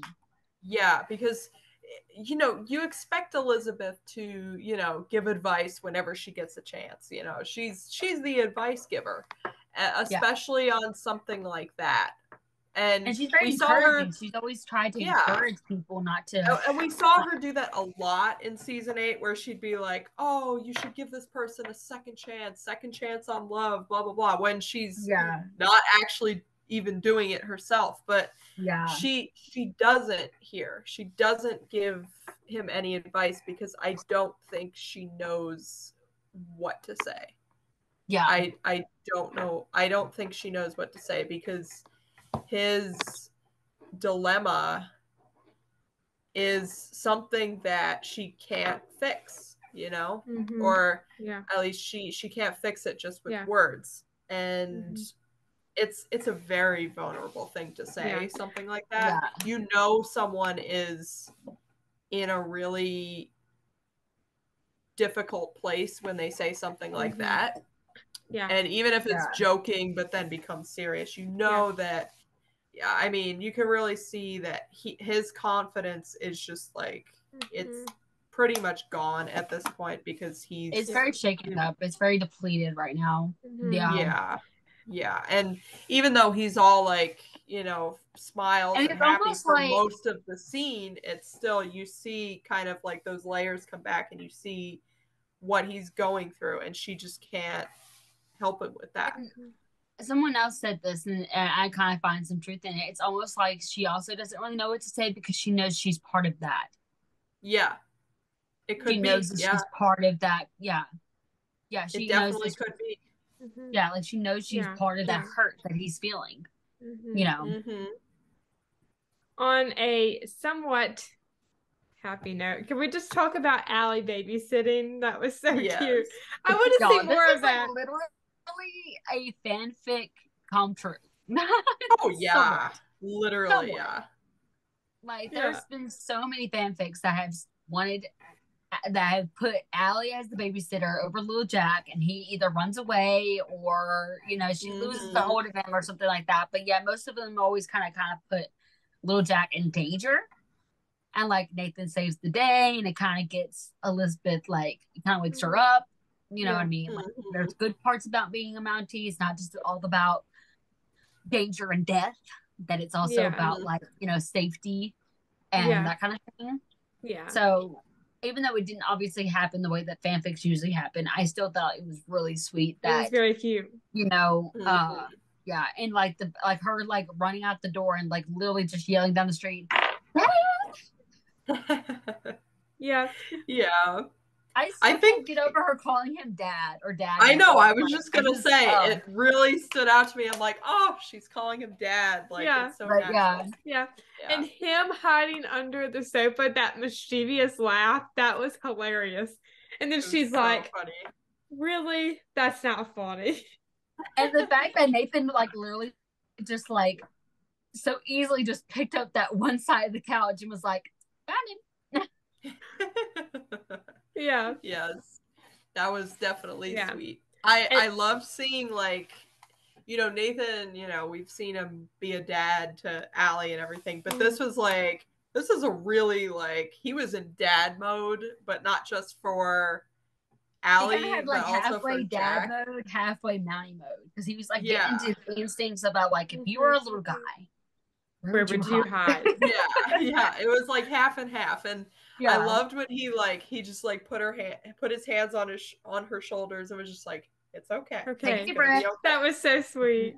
Yeah. You could tell he's had some practice doing that. Yeah. You can tell. I'm sure Allie probably did that to him once or twice. Oh, I'm sure. Yes. Probably. Yeah. But then, like, I would have really loved if they would have had at least one small little scene of like Jack maybe Jack and Nathan playing like in the floor or something like that. Like, cause you know he's got like a wooden Mountie toy that Nathan made him.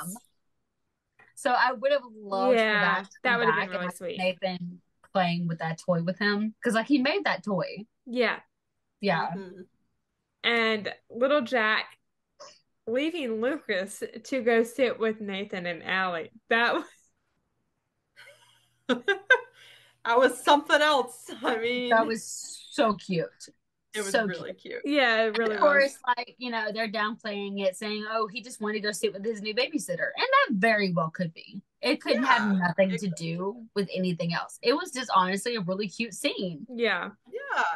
Yeah. And I'm not like gonna read into that too much. But it was really cute, you know, like he's like, oh, Allie may have messed up as a babysitter, but obviously little Jack is not going to hold that against her. And it's just I am kind of relieved because obviously you want little Jack and Allie to be like him, not to like, we obviously don't want little Jack to not like Allie. Yeah.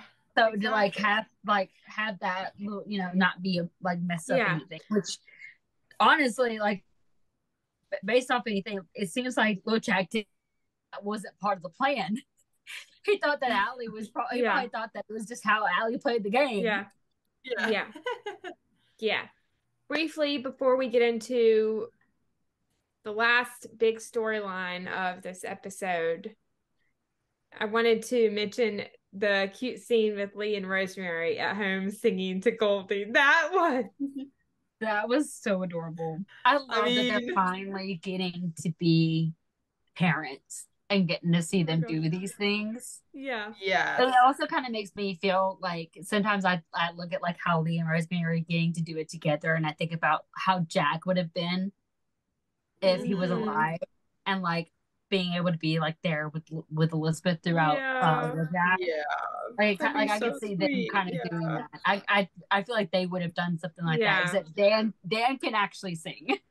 Yeah. That is true. And that is a beautiful song that Rosemary sang. Like, Will the circle be unbroken? Yeah. I really hope we keep getting more and more scenes of just them two being able to be parents and having these sweet moments with her. Yeah. I agree. Keep them coming, Hallmark. Just keep them coming. Yeah. Yes. Yeah. Henry and Rosaline. Y'all, I'm loving the Henry storylines. I really am. I love them. I loved their scenes in this particular episode. And I really, really want Rosaline to be a series regular. Me too. Like, she is almost more nuanced as a character than some of like the other characters that have been on the show for a while. Yeah. She is so like, she's got this whole childhood thing. She keeps bringing up how she was like that scared little girl and how she's not that anymore. She's got the fiance, or suitor or whatever. Mm-hmm. She's got the family that she's working for. She's got her relationship with Molly, and then this whole thing with Henry. She is so nuanced as a character. I really, really want to see her as a regular. Me too. Yeah. And it's going to be really great if they're able to kind of implement something going on with Elizabeth and her, obviously with her wanting to be a teacher and everything like that. Like, I think that would be really great for Elizabeth to kind of bring her under her wing. Yeah. And everything. I will say this, and I feel like this is just so far-fetched, but at the same time, like, I kind of wonder if like eventually something like this wouldn't happen. But like people are saying, like, oh, they're bringing Rosaline in to replace Elizabeth as teacher because she's going to move with Lucas. Yeah, no. When Lucas becomes governor. Actually, Rosaline wants to be a nurse, I think. Yeah. So, did she talk about teaching at all? I want to say that. Yeah, she did in the episode she came in. How she wanted to, I guess, make something good out of her life, like Elizabeth has as a teacher. I see. Yeah. Gotcha. I could see her being a really good teacher. Like, almost like Anne of Green Gables when she was like young before she went to college type teaching, where you're teaching to make money for like your summer college job and then you go off to school type thing. I would like to see that. I think that'd be fun. Basically, like, I think it would be really fun for her to have her moment with Elizabeth and have like Elizabeth bring her under her wing and then transfer her over to Faith, especially with her wanting to become a nurse, and then have Faith have her under her wing. Yeah. And then before her, she just becomes on her own. And obviously we need a nurse in town because we have the doctor, but we don't have the nurse anymore because the nurse. Yeah. So, come on, Hallmark. Yeah. I do love that fact that obviously Rosaline was a character on the very first season. So for her to be coming back and then like I feel like that's so awesome to have like one of the babies be still on the show and have an even bigger arc, because if you think about it, a lot of the older ones, like for instance Robert and different ones, like they've been on the show a long time, but like it's like I feel like whenever Rosalind becomes the nurse, I feel like she will have a lot more scenes than we've been giving what we've been given with Robert and Emily and just different ones like that are older. Because I want to say Rosalind and Emily, were like the same age. Yeah. They post that picture. They posted a throwback of Rosalind whenever she was first on the show. Emily was in the photo with her. I think so. Yeah. And it kind of looked like they were the same age, or at least close to it. Yeah. So that scene with Henry and Joseph in the church. It was a good scene. I felt like it was a little too short. I would have liked it to be a little longer. But I feel like I feel like a lot of scenes this season have been like way too short. I just keep wanting more. It reminded me very much of the scene where Jack and Frank are sitting in the church in that exact spot, talking about Jack going to the Northern Territories. Yep. Yeah. Joseph, you even have the pastor sitting in the same exact position. Oh my! Like there's way too many parallels. Yeah, that have been like we have season 7 parallels. We've been even having some season 8 parallels. We've been having like back in season 4, season 5 parallels. I'm just like, what is going on with all the parallels? Like something obviously big is fixing to happen this season for them to be doing this many parallels. And I mean, like. I'm not just talking like similar storylines, like people being in the same exact place and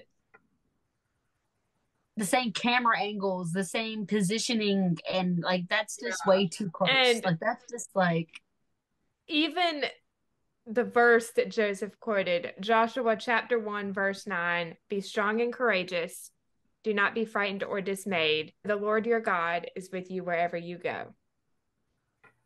And I love that we're finally that's one of my favorite prayer verses. And like prayer and God and scripture, and like, you know, they're not weaving away from that stuff or like barely scratching the surface. They're getting deeper with it.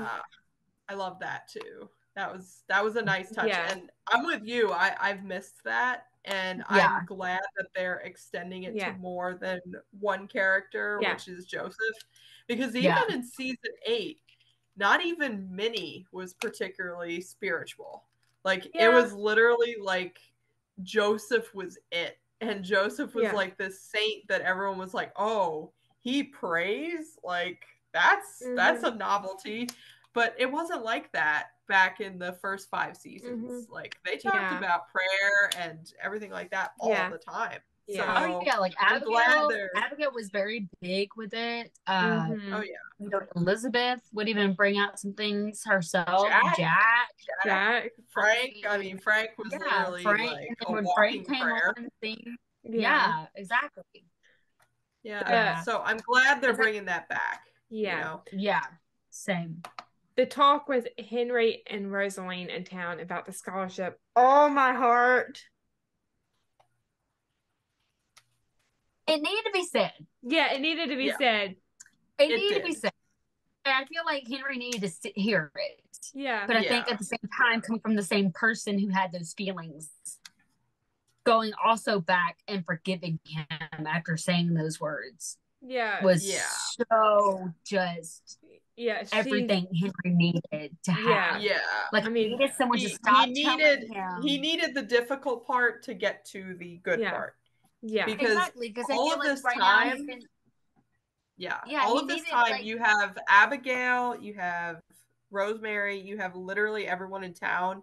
They're all just like, oh, Henry's good now. No one is ever like, Henry did this and Henry did that, and it was bad. And like, you don't have people actually saying what he did out loud, because he did do things. Like, you can't hide that. he did Mm-hmm. basically kill a bunch of people. He did. Yeah, even though it wasn't his intention, and even though it wasn't his intention, but he was still partially responsible. Yeah, it wasn't like a direct. He tried to evict a bunch of penniless widows. He did that.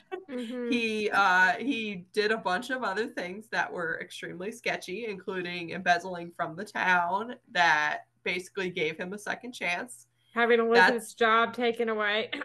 Forgot about that. But yeah, he did all of these things, and all of these years, no one has actually talked about it.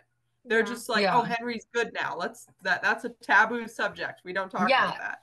But so, Rosalie was like, we're getting right in there. And I mean, it's still that. You could tell, like, because, like, you know, she wasn't obviously around when Henry actually finally everything came to a head. She wasn't here whenever he blew up the mine. She wasn't here through a lot of the big pivotal moments that had gotten to the point where Molly and all of them you think about it, it's got to be a little bit jarring to come home and the town villain is suddenly like, everyone loves him. And you're like, this guy literally killed my dad. Or at least that's what you've been told your whole life. And you know, like, he's done all these things and I know about all the things that he's done, but I haven't seen the actual redemption happening. And so it's got to be jarring when you come home and that's what you experience, you know, like someone that she's definitely justified in feeling the way that she feels and reacting to Henry the way that she reacted. And honestly, I feel like the reason why I say Henry needed that was because I think he was kind of getting to a point where it was making him uncomfortable how everyone was acting towards him. Agreed. Like, being so nice to him, so kind to him, because in his mind, he still did terrible things that he didn't deserve. So to have someone like Rosalie come in who didn't get to see him redeem himself, holding him accountable again and kind of telling her how she felt, and then to turn back around and be like, hey, I forgive you. Like, I see, despite all of that, I will forgive you. Despite everything, and you know, seeing how you've changed firsthand myself with my own eyes, I forgive you, kind of thing. She said in the scene in the stable, I remember that gruff man that used to control this town, and I remember how much I hated him for what he took and how scared I was of him. But that man isn't here anymore. I see that now. Oh, my heart. Also, I thought it was very well written. That particular monologue, because you kind of you have to bring in young Rosalie. Like, that whole experience traumatized her. Like, maybe more so than any of the other kids. I mean, she couldn't even talk. Yeah, she couldn't talk. She literally goes into the mine in the dead of the night. Yeah, lost her voice, goes into the mine in the dead of the night just to cry. And well, I mean, she blamed herself. Well, yeah, she blamed herself. She didn't bring her dad. Yeah, she blamed herself because she didn't bring her dad. She was late bringing her dad his lunch. Yeah, and the thing is, like she would have been older, and he went inside the mine. Yeah. When you get older and you start to actually look at some of these childhood traumas from an adult standpoint, a lot of times you'll start to see that your feelings of guilt for certain things like that, like feeling guilty for your own dad's death, like you'll start to see that is part of the, you know, aftermath of somebody else's negligence. It's not your fault. It's their fault. And then in addition to your father dying, they also caused you to feel like it was your fault. When really, the only person at fault is the, you know, person who's negligent, which Henry did have a hand in that. I'm not saying he was completely complicit, but he had a hand in that. So I mean, I think the redeeming part was that he at least tried to get someone down there to inspect it. Because, I mean, at the end of the day, he was over it, but he wasn't the highest person up in that company. No, I'm definitely not saying that. So it's like, even though he did have parts into it, and there probably was more that he could have done, possibly. At the end of the day, it wasn't him. I feel like that's like, you know what I mean? Like that's something that everyone's trying to focus on the most. Yeah. Everyone's trying to focus on the fact that he was not the one who was completely at fault. Yeah. Yeah. But I think Henry, deep down in his mind, knows that he was part of the problem. Mm-hmm. Not just, you know, maybe not the main problem, and, like, but definitely part of it.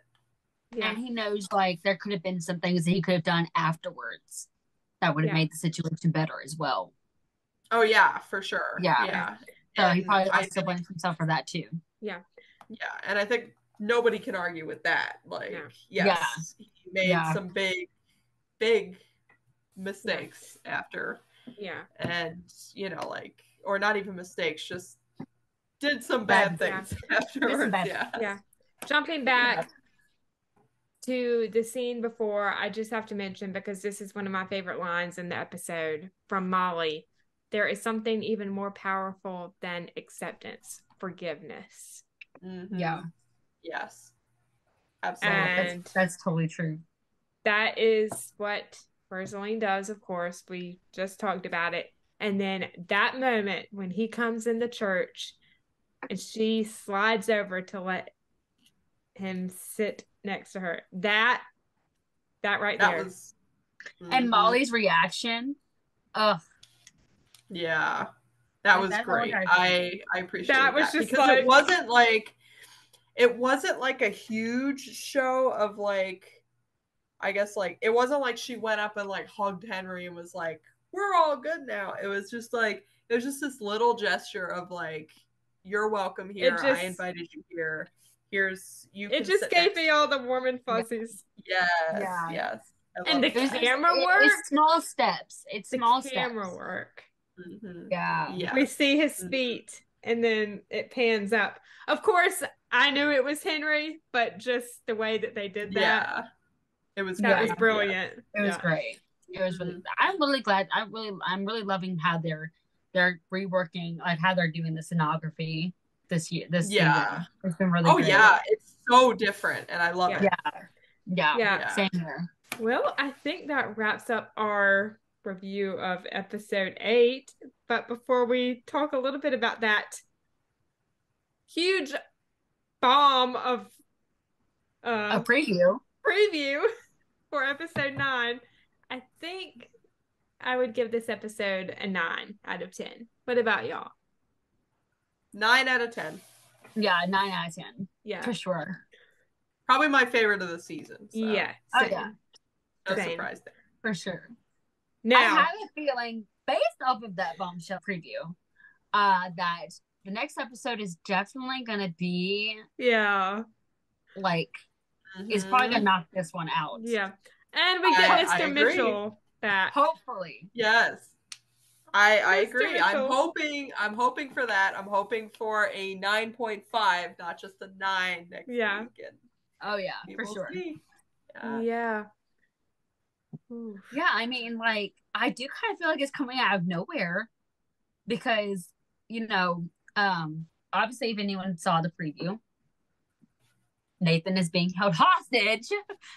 Well, here's the thing. Technically, we don't know if he's the one being held hostage. That's true. Like, so Florence gets the telegram and she talks about Mountie, the constable, is being held hostage. That's the only reason why it makes me kind of feel like it is, because, like, I feel like Florence would have said a Mountie is being held hostage. Nathan is held at gunpoint. Yeah. Nathan is held at gunpoint, but keep in mind that at some point in this episode, he's going to have to do something that will earn him a medal. And I can tell you now that being held hostage does not equal you getting a medal. It involves some kind of heroics. So I have a theory. Let's go. Okay. So my theory, now it just could be me, I don't know, but I feel like this is going to be a parallel of season 1 when Jack rescues Elizabeth and Julie from the Tolliver gang because they were held hostage, and also the cabin scene in season 7. after the windstorm when Nathan and Elizabeth kind of get into it. What I think is going to happen is I think that Nathan and Elizabeth are going to miss each other. Like she's going to go look for him. He's going to get out of whatever situation he's in. And then she's going to be the one put in danger. And then he's going to have to go rescue her. Yeah, because like, don't we? I kind of wonder because like we get a bunch of previews and they've got a man on horseback. Like him and Bill come back to town and he's got someone on the horse with him. So like it does kind of make me wonder. Like he gets out of it, but then they find out that Elizabeth's not, like she's missing. Like Lucas probably tells, like he's probably like, "Hey, have you seen Elizabeth?" And Nathan's gonna be like, "Obviously not. I haven't been here. I haven't been in town," or maybe even vice versa. Maybe Nathan asks where Elizabeth is.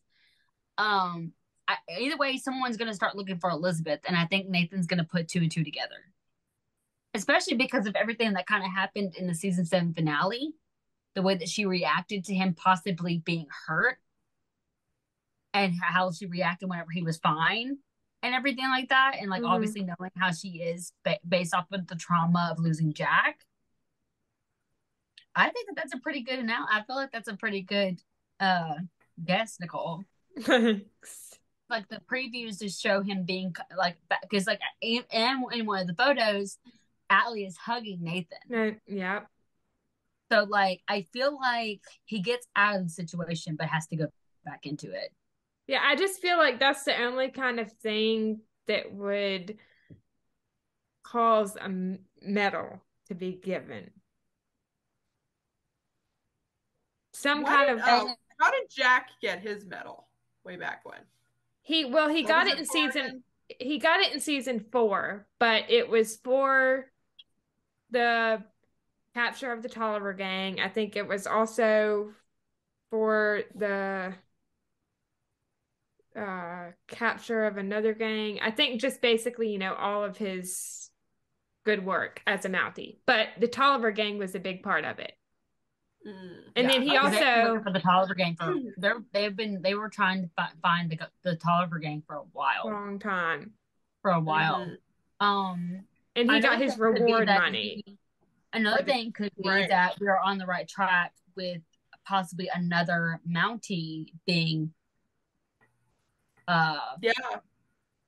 and maybe possibly Nathan saving him could possibly earn him a medal as well. That could too, yeah. Yeah, I think in terms of a medal, I do think what might happen is I think the Mountie in Rock Creek will try to get in the middle of the protest that's going on.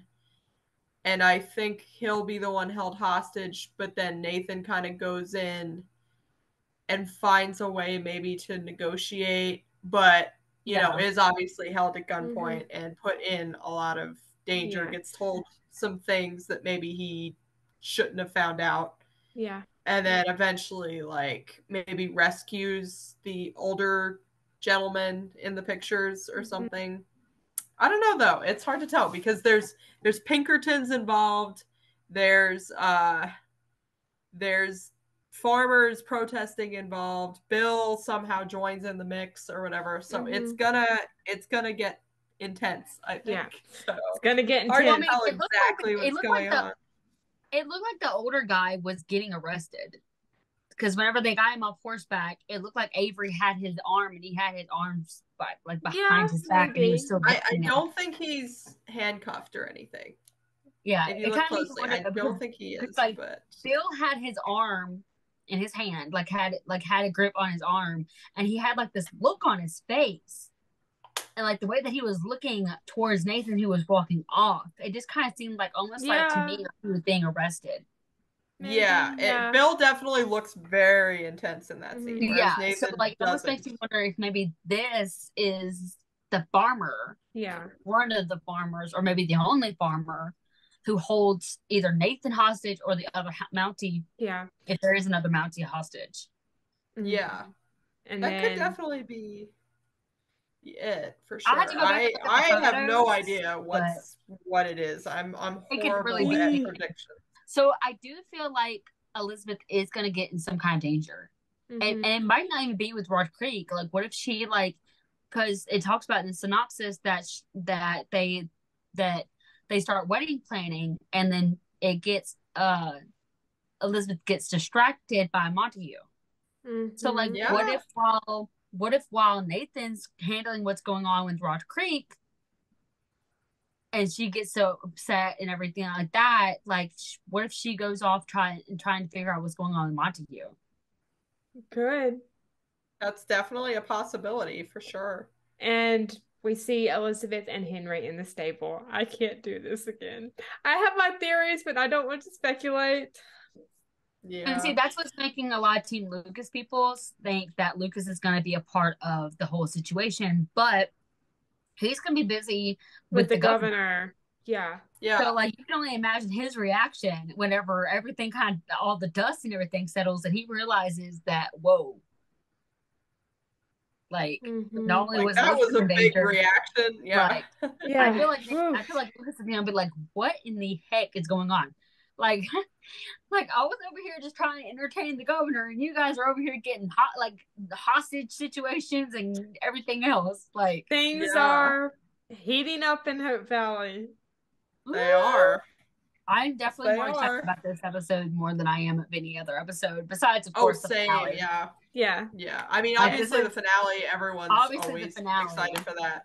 Yeah. But this episode, I'm definitely this episode, I think it was Allie Devereaux. She said any Nathan fans out there who like Mountie action, this is the episode. This is the one. I know, I'm so excited. I have been wanting more Mountie action for so long. Like how they dealt with like the Pinkertons and stuff was really great. Like him obviously running after them on after the one dude like on Newton, and him doing like the rifleman shot thing like he did. Yeah, that was amazing. That was brilliant. I want more. Like I want more. Yes, because I feel like whenever we had Jack, they were constantly doing something. He was constantly investigating something, or getting in the middle of something, or having to do some kind of rescuing, or kind of getting people away from each other because they're trying to fight, like, something. So I'm kind of he was always busy. Like he was always doing something. He always had his hands on something that kind of got his Mountie instincts out. So I'm wanting more of that from Nathan, and maybe if and when Elizabeth and Nathan get together. I don't know. Well, this was so much fun, Morgan. Thank you for joining Theresa and I. We had a great time. I did too. Thank you guys for having me. Of course, and we would love to have you back again. Of course, anytime. Yeah. Maybe for the finale, we can have even more Team Nathan people on. Have a little. Absolutely. I am full on game. Team Nathan finale party episode. Absolutely. All right, Hearties. I think that wraps up our review of When Calls the Heart, Season 10, Episode 8. If you enjoyed this episode, you can like this video. If you have any thoughts that you want to share or predictions for the rest of the season, you can leave them in the comments. And if you want to stay up to date on reviews for the rest of the season and any of my movie reviews, you can subscribe to this channel. Thank you so much for listening. We hope you have a great day or night wherever you are in the world. And Theresa and I will see you next week. We love y'all. Bye! Bye!